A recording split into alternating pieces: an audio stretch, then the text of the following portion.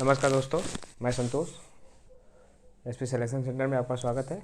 मैं आशा करता हूँ आप लोग सही सलामत आपकी पढ़ाई चल रही होगी और आपका एग्ज़ाम सामने आ गया है। आप लोग एकदम जमकर पढ़ाई कीजिए और हम अपने ज़्यादा बातचीत नहीं करेंगे, अपने टॉपिक पे चलते हैं। हमने आपको जियोग्राफी का फर्स्ट चैप्टर, जिसमें हम भौतिक मतलब सामान्य परिचय पढ़ रहे हैं। सामान्य परिचय में भारत का सामान्य परिचय पढ़ रहे हैं, जिसमें हम अवस्थी, लैटिट्यूड, लॉन्गिट्यूड इसके बारे में सब कुछ जान चुका हूँ। ठीक है, और राज्य राजधानियाँ और हम कुछ अन्य तथ्य के बारे में भी जानेंगे। जो जलीय सीमा क्या है उसके बारे में थोड़ा सा पहले हम लोग जिक्र कर लेते हैं कि हमने स्थलीय सीमा और जलीय सीमा कितने कितने राज्य बनाते हैं। ठीक है, तो ये हमारा भारत है। तो आप लोग को मैं पिछली वीडियो में बता दिया था कि हमारा स्थलीय जो मार्ग था उसको मैं बता दिया था। आज हम स्टार्ट करेंगे थोड़ा क्या है जलीय। ठीक है, जलीय क्षेत्र। जलीय क्षेत्र वो है जो कौन सा स्टेट है जो मुख्य भूमि में रहते हुए भी जल से संपर्क करता है। ठीक है, तो आज उसके बारे में हम लोग जानेंगे। तो हमारा ये गुजरात है। ठीक है, गुजरात सटा हुआ है। ठीक है, अब देखिए यह गुजरात है, ये गुजरात, यह हमारा महाराष्ट्र, यहाँ पे गोवा, गुजरात, महाराष्ट्र, गोवा, कर्नाटक, केरल, तमिलनाडु, आंध्र प्रदेश थोड़ा बड़ा है, आंध्र प्रदेश हो गया, उड़ीसा और पश्चिम बंगाल, वेस्ट बंगाल। ठीक है, तो मैं आप लोगों को ज़्यादा से मतलब शॉर्टकट में बता दे रहा हूँ कि कौन से कितने कितने राज्य और कितने यूटी है। ठीक है, यहाँ पे पांडिचेरी है। ठीक है, ठीक, पांडिचेरी का एक तमिलनाडु में, एक आंध्र प्रदेश में पड़ता है। ठीक है, पांडिचेरी के 3 पार्ट है। ठीक है, तो इसमें हम लोग देखते हैं कौन कौन से हैं। ठीक, अब आइए देखते हैं हम लोग। ये हमारा जलीय सीमा है। कौन सा है? जलीय सीमा के बारे में बता रहे हैं। ठीक है, जलीय सीमा, जलीय सीमा आप लोगों को बता दिया था कितने किलोमीटर का है, 7516.16 किलोमीटर। ठीक है, यही था। ये टोटल बाउंड्री बता रहा है। ठीक है, ये टोटल बाउंड्री है, टोटल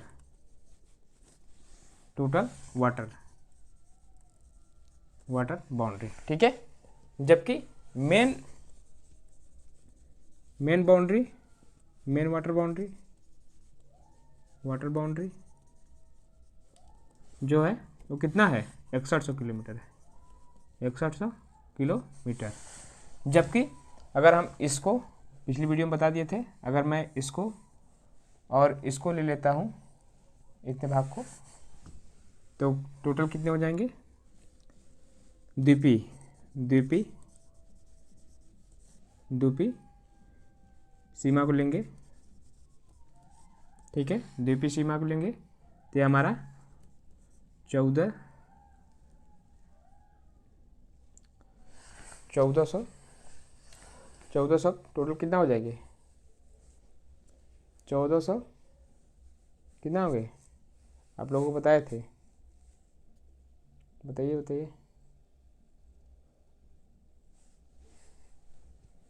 1416 किलोमीटर। ठीक है, 1416 किलोमीटर 6। ठीक है, अगर हमें इन लोगों को जोड़ूंगा टोटल सीमा तो 7516 आ जाएंगे। ठीक है, 7516 टोटल आ जाएंगे। ये हमारी मेन बाउंड्री है, जिसमें स्टेट कितने हैं, स्टेट जलीय सीमा में स्टेट कितने हैं, 1 1 2 3 4 5 6 7 8 9 कितने हैं स्टेट, कितने हैं 9 स्टेट हैं। जबकि यूटी 1 2 एक 3 कितने यूटी हैं 3 यूटी हैं, यूनाइटेड 3 है। ठीक है 3 यूटी और स्टेट टोटल कितने हैं 9 स्टेट जो जल से संबंध बनाते हैं। ठीक है ये हमारा लक्षद्वीप है या अंडमान निकोबार है, या अंडमान एंड निकोबार है। ठीक है ये हमारा इंडोनेशिया है जो जलीय सीमा मतलब इंटरनेशनल रिलेशन बनाता है। ठीक है जबकि श्रीलंका यहाँ पर है, यह एक आंसू के बूंद की समान दिखाई देता है। ठीक है या तो इसे नारियल की तरह दिखाई देता है। ठीक है तो हम आज इसके बारे में, अन्य तथ्य के बारे में आज चर्चा करेंगे। एक और आप लोगों को बता देना चाहता हूँ कि इसमें हम लोग बताए नहीं थे कि लैटिट्यूड में कौन सी लाइनें किस राज्य से गुजरती हैं। ठीक है तो ये हमारा गुजरात, ठीक है, होते हुए निकल जाती है, सॉरी त्रिपुरा से होते हुए, यहीं भी त्रिपुरा है।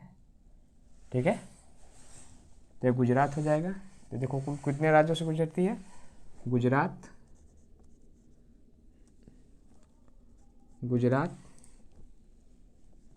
मध्य प्रदेश, अरे सॉरी राजस्थान,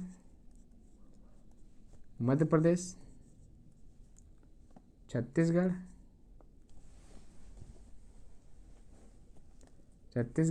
झारखंड,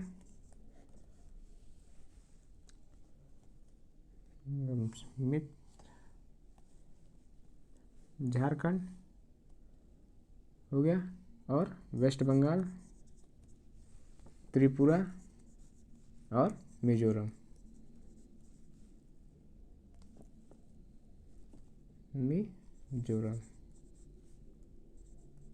ठीक है मिजोरम।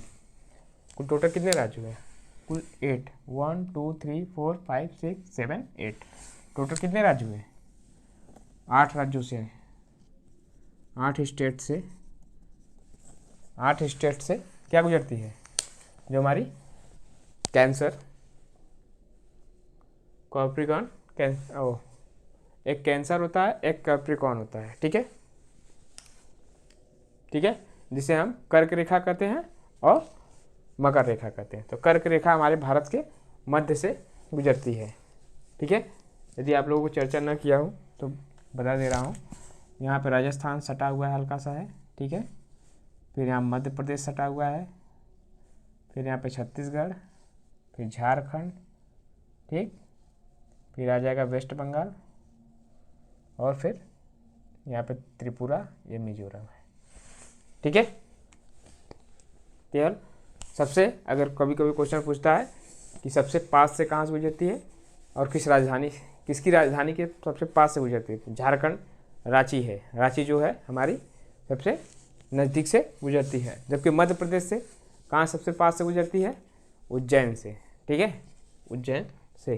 ठीक आप लोकेशन देखते रहिएगा, मैं आप लोगों को इस पर एक वीडियो अच्छे से आप लोगों को डाल दूंगा। ठीक है मैप के थ्रू आप लोगों को समझा दूंगा। तो आइए हम अन्य तथ्य के बारे में जानेंगे। आज हम स्टार्ट करेंगे, परिचय का लास्ट वीडियो रहेगा आज, भारत के सामान्य परिचय का आज लास्ट वीडियो रहेगा। ठीक है आप एकदम पढ़ाई अच्छे से कीजिए और नोट्स बनाते रहिए। ठीक है आइए हम स्टार्ट करते हैं अन्य तथ्य के बारे में। अन्य तथ्य क्या क्या है, कुछ ऐसे पॉइंट है जो हम लोग कहीं नहीं पढ़ पाए थे। तो अन्य तथ्य,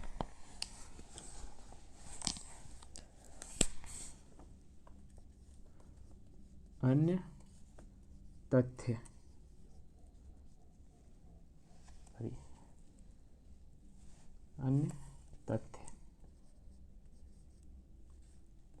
अन्य तथ्य के बारे में पढ़ेंगे। ठीक है अन्य तथ्य जिसमें हम लोग क्या क्या जानेंगे, टोटल बाउंड्री जानी गए हैं। ठीक है कुल बाउंड्री जानी गए हैं। इसमें हम लोग जानेंगे क्या कि कौन सी वो हमारी जो एक अन्य तत्व के बारे में हम लोग जान लेते हैं। पहले स्टार्ट करते हैं। पहले एक स्थल संधि होती है, दूसरा जल संधि होती है,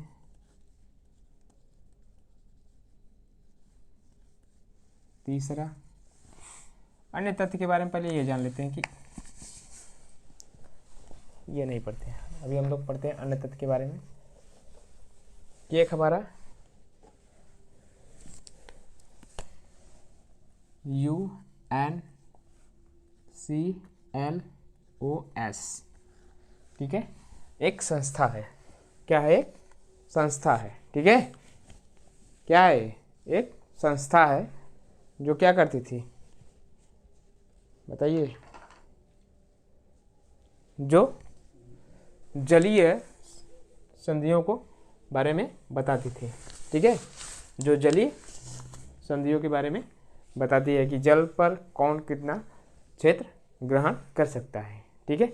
इसके बारे में जो यूनाइटेड, इसका पूरा नाम है United Nation, United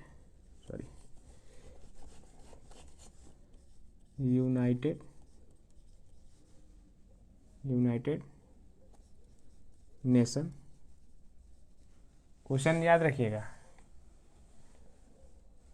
United nation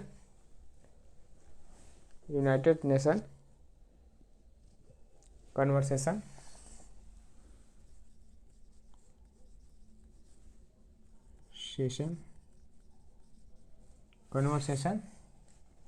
line of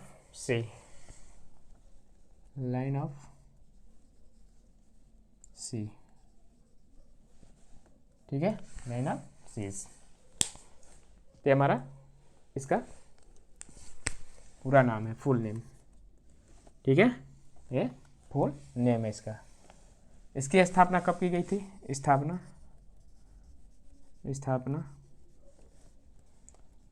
1982 में की गई थी।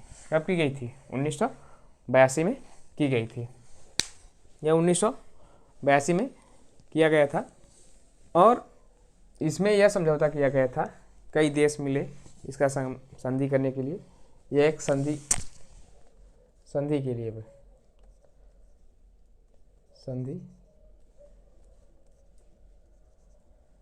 के लिए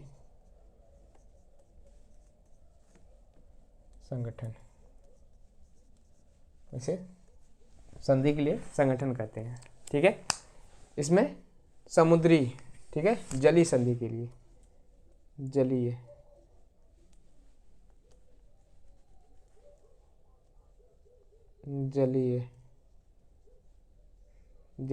संधि के लिए संगठन, ठीक है। यह जो है United Nation conversation line up, ये लाइन नहीं, लॉ है, लाइन नहीं है, क्या है? लॉ है, लॉ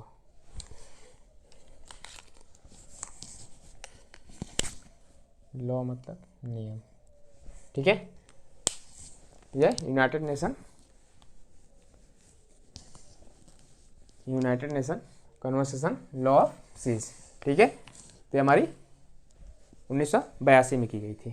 तो ये इसमें यह बताया गया कि कई देश इसमें क्या किए, कई देश मिलकर समझौता किए कि कितना क्षेत्र तक किस देश का जलीय क्षेत्र उसके मतलब उस पर कार्य कर सकता है, ठीक है। तो कुछ इतनी बड़ी देख रहे हैं आप, कई सी हैं, ठीक है। तो उसमें महासागर भी हैं। तो उसमें क्या चीज़ें हैं कि कितना तक हमारा क्षेत्र रहेगा कि हम सब कुछ काम कर सकते हैं, ठीक है। इसको हम लोग 4 भागों में, इन्होंने 4 भागों में जलीय क्षेत्र को बांट दिया था, ठीक है। जलीय क्षेत्र को कितने भागों में बांटा था? 4 भागों में। इसने 4 भागों में इसने जलीय सीमा को जलीय सीमा को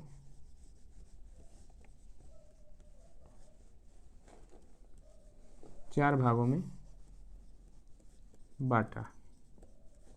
ठीक है, चार भागों में बांटा।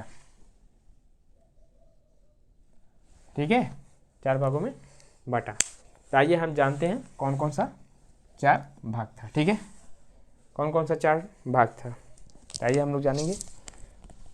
इसमें आप बस ज़्यादा आप लोगों से पूछेगा नहीं, यह पूछ देगा कि UNCLOS का फुल फॉर्म क्या है। ठीक है, UNCLO का फुल फॉर्म पूछ लेगा, और कभी आ गया बाय द वे तो उसका सन पूछ लेगा, कब स्थापना हुआ था।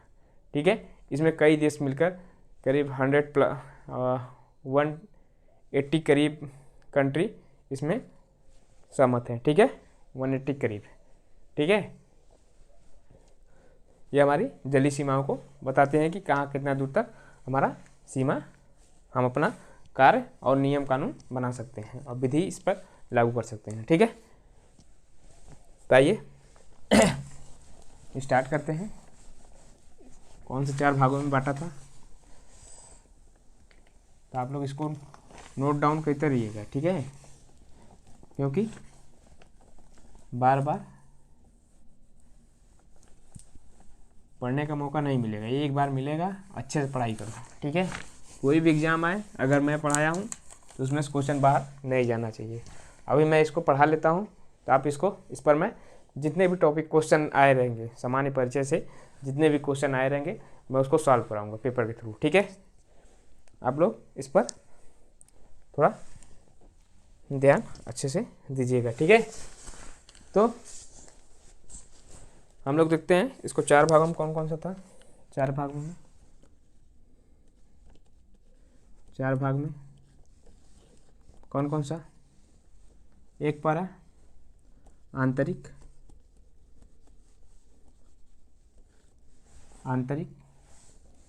दूसरा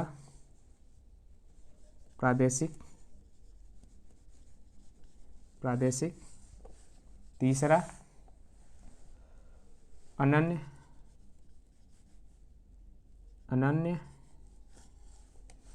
चौथा क्या था, चौथा था हमारा उच्च सागरी क्षेत्र, उच्च सागरी क्षेत्र। ठीक है, यह आंतरिक क्षेत्र है, यह प्रादेशिक क्षेत्र है, यह हमारा अनन्य, और किस नाम से जानेंगे, अनन्य और आर्थिक क्षेत्र के नाम से जानेंगे, आर्थिक। ठीक है, जैसे इंटरनल, जिसे हम लोग इंटरनल, और प्रादेशिक को टेरेस्ट्रियल, और इसे क्या बोलेंगे, एक्सक्लूसिव इकोनॉमिक्स एरिया। ठीक है, जोन बोलेंगे, इकोनॉमिक्स जोन, और इसको लास्ट वाले को हाई सीज बोलेंगे। ठीक है, तो हम लोग इसमें जानेंगे। अगर आप लोग स्पेलिंग लिखना चाहते हैं तो लिख सकते हैं, इंटरनल, इंटीरियर जोन, जबकि इसे टेरेस्ट्रियल जोन बोलते हैं, टेरेस्ट्रियल जोन। देखिए स्पेलिंग थोड़ा सा मिस्टेक होगा, आप लोग बना लीजिएगा। इसे हम एग्जीक्यूटिव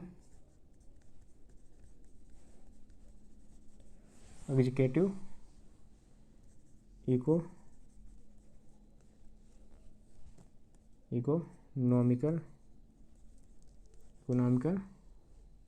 जोन बोलते हैं। इसे EEZ के नाम से भी जानते हैं, और इसे हाई सीज के नाम से जानते हैं। ठीक है, हाई सीज जोन के नाम से। ठीक है, हम इसको इतने नामों से जानते हैं। तो आइए हम एक एक के बारे में चर्चा करते हैं, कौन कौन सा क्या है, कितने दूर तक है, आप लोग इसको नोट्स कर लीजिएगा, ठीक है। जो यह United Nation conversation law of seas है, इसने क्या किया था, एक संगठन बनाया था, संयुक्त संगठन बनाया जो कि समुद्री सीमा के बारे में बताया गया था, ठीक है। इसको 4 भागों में बांटा था, जिसके बारे में हम लोग एक एक के बारे में जानेंगे। तो आइए हम लोग पहले आंतरिक के बारे में, आंतरिक क्षेत्र के बारे में जानते हैं, ठीक है। एक भी क्वेश्चन बाहर नहीं जाने देंगे, आप लोग टेंशन ना लीजिए। हाउ द जोश इज ऑलवेज हाई, ठीक है। एकदम पढ़ाई दमदार एकदम बना के पढ़िए, कोई दिक्कत नहीं है। आप लोगों से क्वेश्चन छूटेगा नहीं एक भी। अगर क्लास कोई छोड़ नहीं रहे हैं, अगर रेगुलर ले रहे हैं, तो कोई भी आपसे क्वेश्चन बाहर नहीं जाने वाला है, ठीक है। यह आंतरिक क्षेत्र क्या है, पहले हम इसके बारे में जान लेते हैं। हमारा जो भारत है, यह हमारा भारत ऐसे नहीं है, ठीक है। सिंपली एक लाइन, एक अवधारणा मान लिया गया है।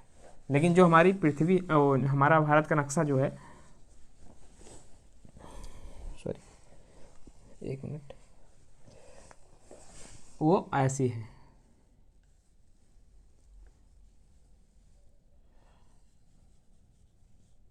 ठीक है। यह ऐसी है, न कि ऐसे।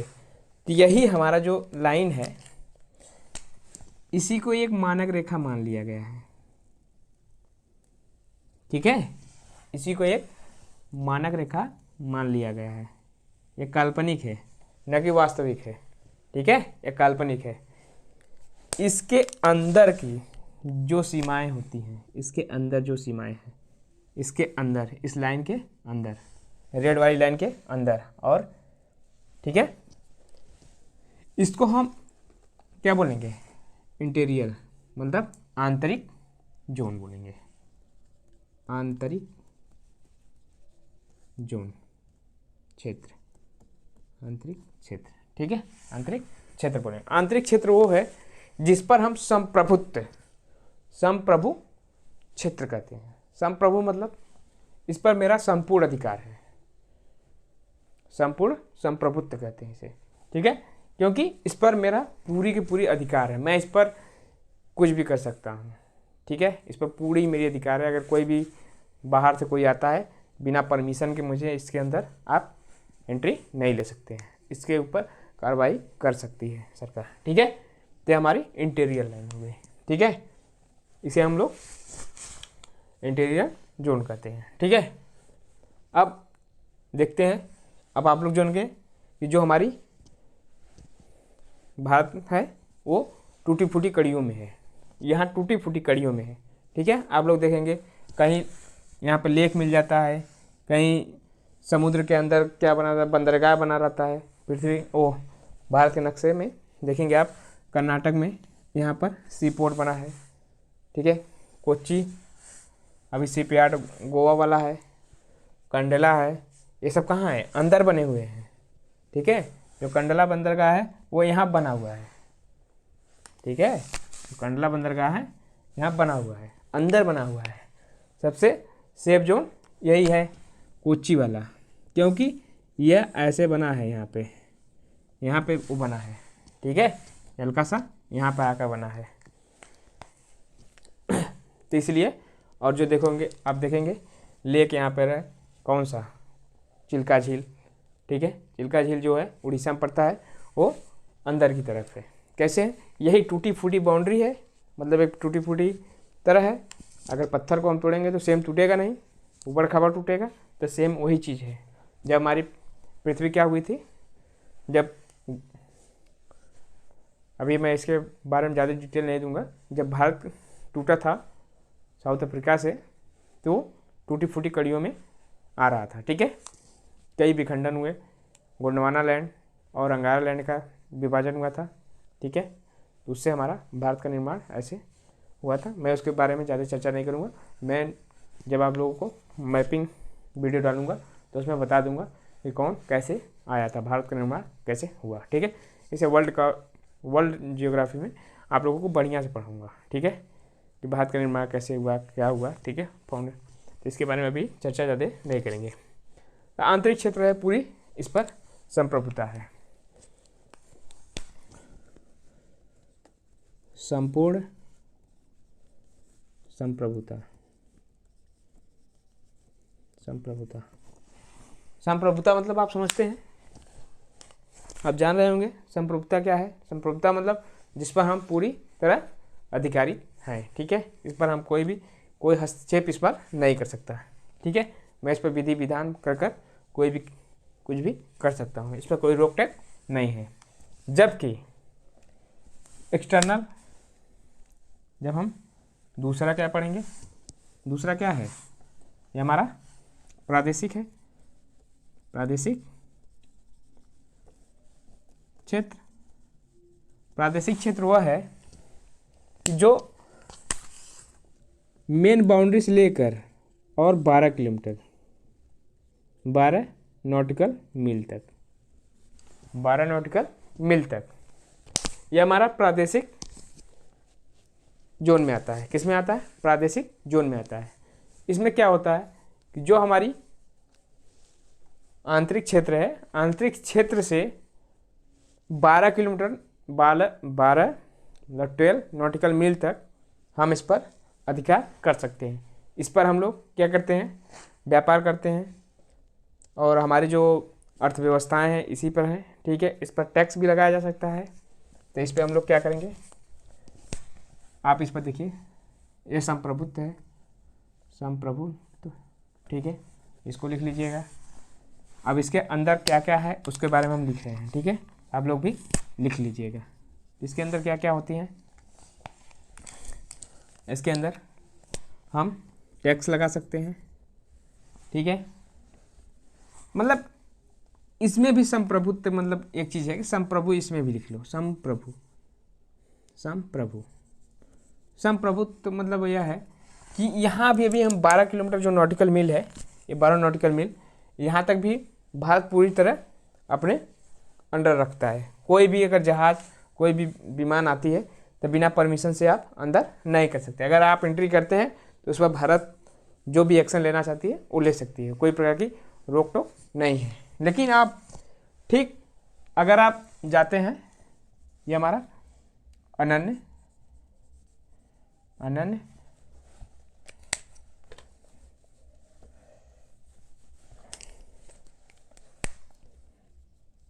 अनन्य आर्थिक क्षेत्र, अनन्य आर्थिक क्षेत्र में जाएंगे तो यह हमारा 12 किलोमीटर से लेके 24 नॉटिकल मील तक, 24 नॉटिकल मील तक, ठीक है, 24 नॉटिकल मील तक। जो 24 नॉटिकल मील है, इसमें हम व्यापार, आर्थिक, राजनीतिक, यह सब कार्य करते हैं। इसमें हम क्या कर सकते हैं कि जिसमें हम व्यापार कर सकते हैं, कोई भी विमान आती है तो इसमें हम लोग क्या लगा सकते हैं? टैक्स लगा सकते हैं, टैक्स लगा सकते हैं, रेवेन्यू कलेक्शन कर सकते हैं, ठीक है। और मछली पालन, मछली पालन, उद्योग और रिसर्च, ये सब कर सकते हैं इसमें, ठीक है। इसमें हम टैक्स क्या कलेक्ट कर सकते हैं बताइए? इसमें हम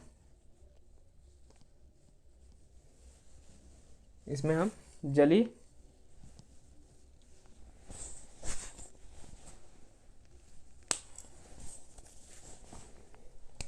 इसमें टैक्स और हो जाएगा आपका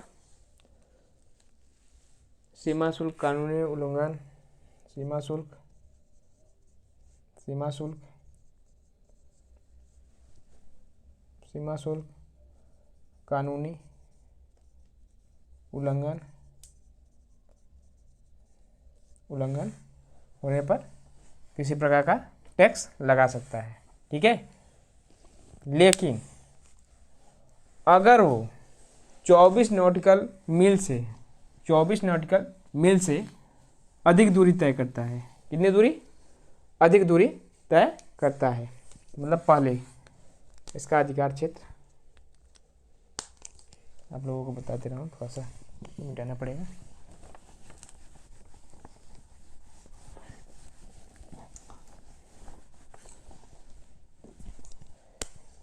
ये हमारी इंडिया है, इंडिया की बाउंड्री, ठीक है।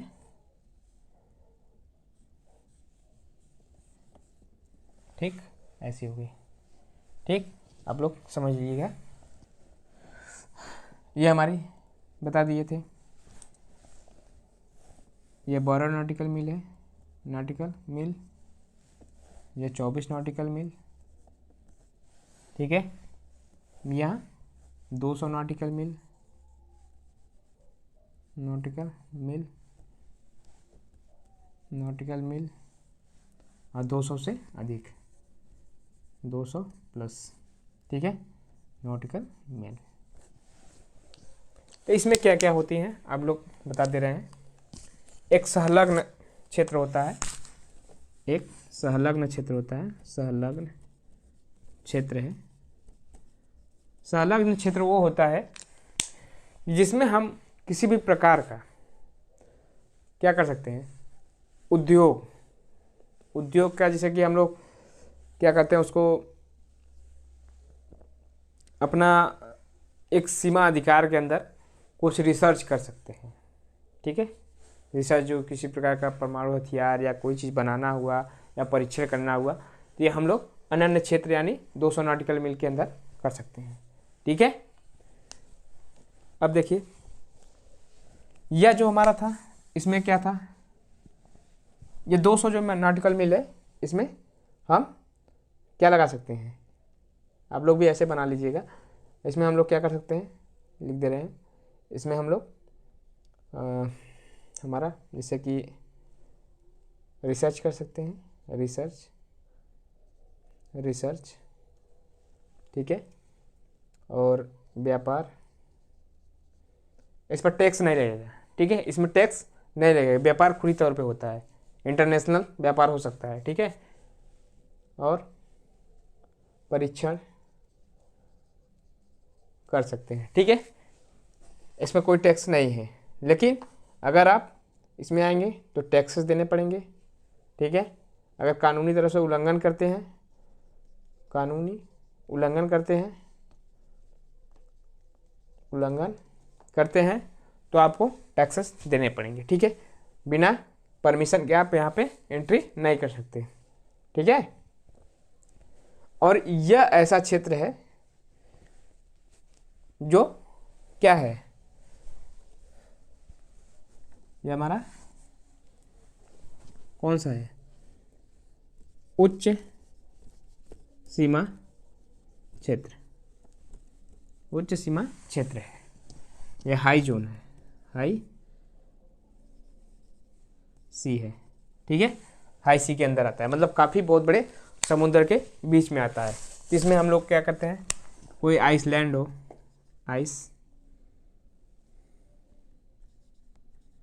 आइसलैंड हो बना सकते हैं, रिसर्च किसी प्रकार का हो, रिसर्च, रिसर्च, और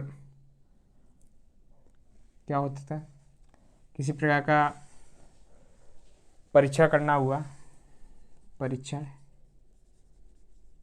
इसमें सभी कंट्री इंटरनेशनल इसमें होता है, यह इंटरनेशनल है, इंटरनेशनल, यह इंटरनेशनल के लिए, सभी के लिए है। यहाँ पे कोई भी कंट्री आकर अपना प्रशासन कुछ भी कर सकती है, किसी प्रकार का रोक टोक नहीं है इस क्षेत्र में। लेकिन अगर इसके अंदर आता है तो यहाँ पर एक मिनिमम बता दिया गया है कि 200 नॉटिकल मील के अंदर तक आप परीक्षण करने जाएंगे, लेकिन कुछ ऐसे प्रोविज़न है जिसे हम लोग फॉलो करना पड़ता है, ठीक है। जैसे कभी मछुआरे जाते हैं, आप लोग देखते हैं कि भारत का मछुआरा जाकर साउथ अफ्रीका में पकड़ गया, चाइना में पकड़ गया, तो वो ऐसे ही जाते हैं, इनको पता नहीं चल पाता कि हम 24 नॉटिकल मील तक पहुंच गए हैं, 200 नॉटिकल मील तक पहुंच जाते हैं, फिर इससे अधिक बढ़ जाते हैं, ठीक है। कभी कभी इस क्षेत्र में हैं और इससे आगे बढ़ जाते हैं, तो ये दूसरे देश के क्षेत्र में चले जाते हैं, तो उनको क्या होता है कि पकड़ लिया जाता है उनके द्वारा, बिना सूचना के वो सब पहुंच जाते हैं, ठीक है, अंडर एंट्री करते हैं तो उन लोगों को क्या करते हैं, वहाँ के जो सैनिक हैं वो पकड़ लेते हैं। ठीक है, नेवी की जो होती है सरकार, वो नेवी वाले उन्हें पकड़ लेते हैं। ठीक है, तो यही चीज़ है यहाँ पे। व्यापार आप कर सकते हैं, कोई भी शिप जो भी है विदाउट टैक्सेस आ जा सकती हैं, किसी प्रकार का रोक टोक नहीं है, 200 नॉटिकल मील तक। और यहाँ पे जो है आप 24 किलोमीटर के 24 नॉटिकल मील, एक नॉटिकल मील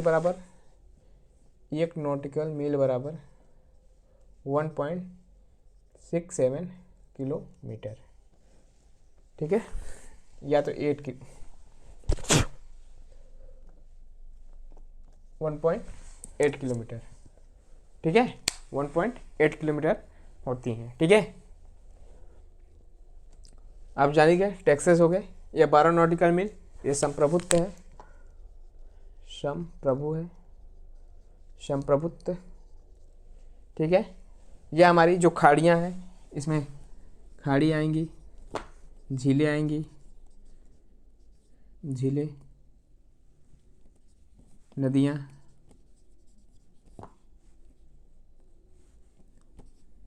ठीक है, ये सब चीज़ आएंगी हमारे जो आंतरिक क्षेत्र है।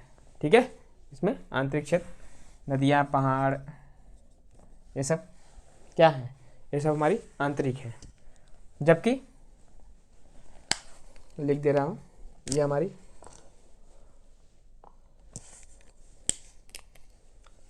आंतरिक जोन है, इंटरनल जोन, फिर टेरिटोरियल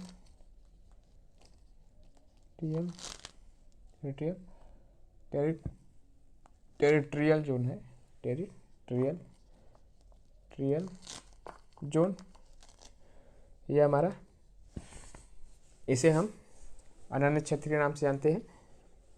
अरे सॉरी, अनन्य क्षेत्र नहीं, इसे प्रादेशिक यह हो गया हमारा, यह आंतरिक हो गया, प्रादेशिक, और हो जाएगा हमारा अनन्य क्षेत्र। ठीक है, क्या हो जाएगा, एग्जीक्यूटिव, इकोनॉमिक जोन। ठीक है, ये हमारा, सॉरी ऐसे छोटा सा लिख देता हूँ, ये हमारा इकोनॉमिक एजुकेटिव जोन। ठीक है, EEZ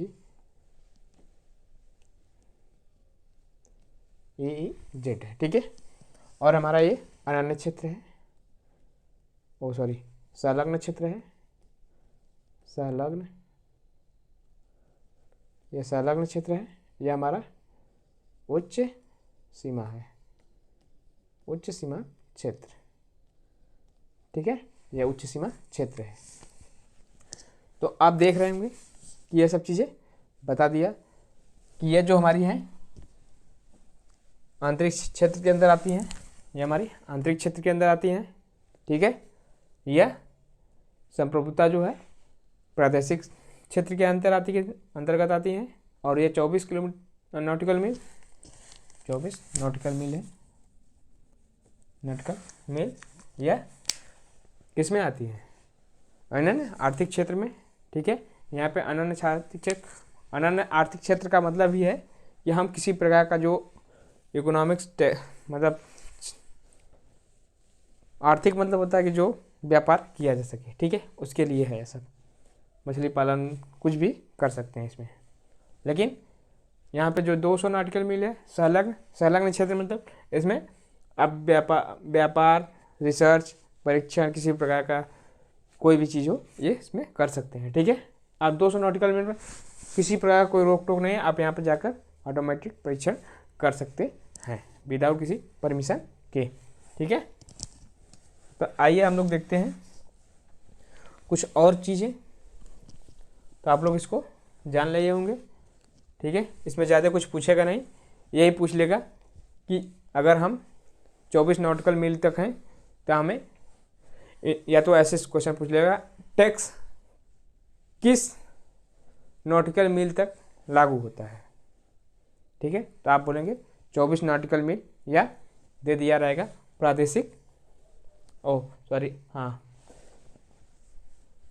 एग्जीक्यूटिव मतलब अनन्य आर्थिक क्षेत्र के अंदर अगर कोई भी आता है तो वहाँ पर टैक्स देना पड़ सकता है। ठीक है, तो ऐसे क्वेश्चन बना सकते हैं। ठीक है, संप्रभुत्व मतलब यहाँ पे अगर बोल दिया गया कि अगर 12 नॉटिकल मील के अंदर, या तो ऐसे पूछ देगा किस नॉटिकल मील के अंदर भारत पूरी अपनी स्वतंत्रता हासिल किया है, उसके अंदर कोई भी रोक टोक नहीं किया जा सकता, तो हमारा 12 नॉटिकल मील तक। ठीक है, इस पे अंदर भारत कुछ भी कर सकता है। ठीक है, चाहे बंदरगाह बनाए या कुछ करे, उससे आपसे कोई मतलब नहीं है। भले पार्ट कर यहाँ से मतलब मिट्टी डालकर इसको यहाँ पर लैंड बना ले, कोई दिक्कत नहीं होगी। ठीक है, ये ऐसे क्वेश्चन बनते हैं इसमें से। ठीक है, आइए कुछ और तथ्य के बारे में जानते हैं। इसको आप लोग लिखते रहिएगा। ठीक है, नोट्स बनाते रहिएगा, जहाँ नहीं समझ में आता है आप लोग कमेंट्स करते रहिएगा। ठीक है,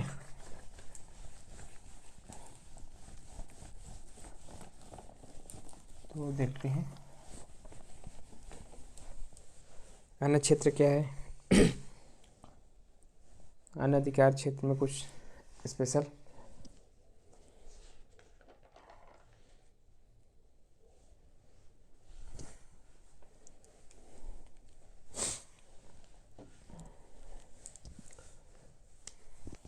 एक जल संधि होती है, जल संधि, एक स्थल संधि,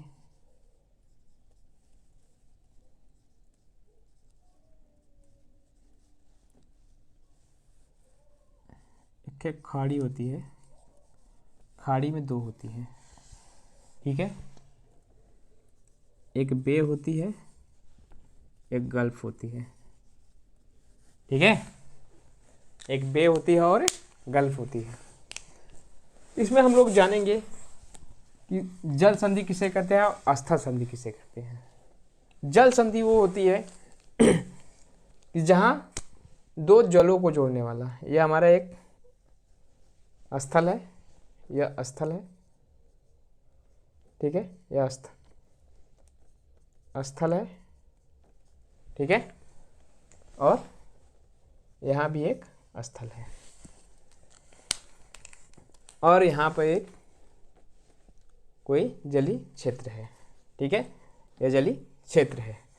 अगर हम जल संधि के मतलब यह होता है कि इसको जोड़ने वाली, ठीक है, यह जो है इसे हम लोग क्या बोलेंगे, जल संधि, जल संधि। ठीक है, लेकिन यदि इसी जगह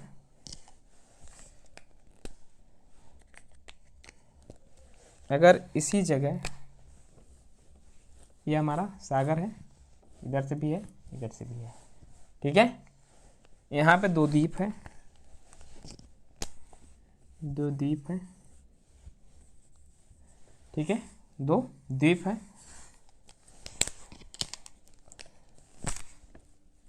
और ये आपस में क्या है, कनेक्टेड है, यहाँ से कनेक्टेड है। ठीक है, यहाँ से कनेक्टेड है। तो इन 2 द्वीपों को जोड़ने के लिए, इन 2 द्वीपों को जोड़ने के स्थल संधि कहते हैं। मतलब 2 स्थलों को जोड़ते हैं। ये दोनों स्थल है, स्थल है, ये भी स्थल है, ये जल है, ये जल है। ठीक है, दोनों को जोड़ने वाली संधि को यहाँ पे जो आती है इसे क्या कहते हैं, स्थल संधि। ठीक है, जब 2 क्या जुड़ती हैं, जो जल 2 जल जब जुड़ती हैं तो उसे जल संधि कहते हैं। जब 2 स्थल जुड़ते हैं तो इसे स्थल संधि कहते हैं। आप लोगों को समझ में आया कि नहीं, स्थल संधि और जल संधि समझ में आया कि नहीं। स्थल मतलब 2 स्थलों को मिलाने वाली, 2 स्थलों को मिलाने वाली, 2 स्थलों को मिलाने वाली को जलस्थ, जल संधि। जबकि 2 जलीय क्षेत्रों को मिलाने के लिए, जो 2 जलीय क्षेत्रों को मिलाने के लिए जल संधि का उपयोग करते हैं। ठीक है, तो हम लोग ये जान के आइए अब दूसरा देखते हैं खाड़ी के बारे में। ठीक है। खाड़ी के बारे में जानते हैं। खाड़ी क्या क्या है? खाड़ी में हम देखते हैं दो है, एक गल्फ है और एक बे है। ठीक है। बे वो होता है जिसका मुहाना बड़ा हो, जिसका मुहाना बड़ा हो, और गल्फ वो होता है जिसका मुहाना क्या हो, सकरा हो। ठीक है, जिसका मुहाना सकरा हो। तो देखते हैं, जैसे हमारा बे ऑफ बंगाल है, bay of Bengal, bay of Bengal. ठीक है, यह हमारा Persia, gulf of Paras,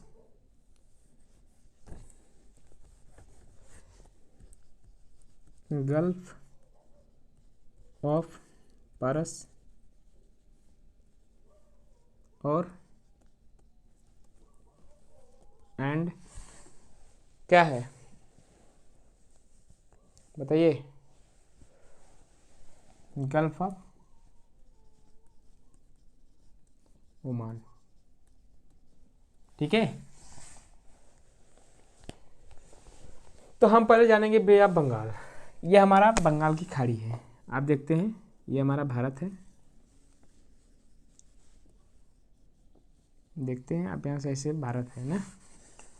sorry एक मिनट, देखते हैं बे ऑफ बंगाल जो है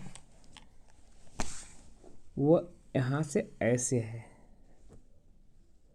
ठीक है, यही है। तो यहाँ पे देखेंगे आप कि जो बे ऑफ बंगाल है, ठीक है, जो बे ऑफ बंगाल है यह यहाँ से भारत चला जाता है। ठीक है, यहाँ से ऐसे होते हुए ये हमारा भारत है। ठीक है, आप देखेंगे यहाँ पे जो इसका मुहाना है, देख रहे हैं मुहाना, ये इसको मुहाना कहते हैं। इसका मुहाना जो है वो खुल रहा है, बड़ा हो रहा है, देख रहे हैं ना, देख रहे हैं, ये हमारा जो मुहाना है इसका बड़ा हो रहा है। ठीक है, और जो गल्फ होती है, बे मतलब जिसका मुहाना क्या हो, बड़ा हो, जिसका मुहाना बड़ा हो। लेकिन गल्फ की क्या होती हैं, जब दो सीमाएं आती हैं,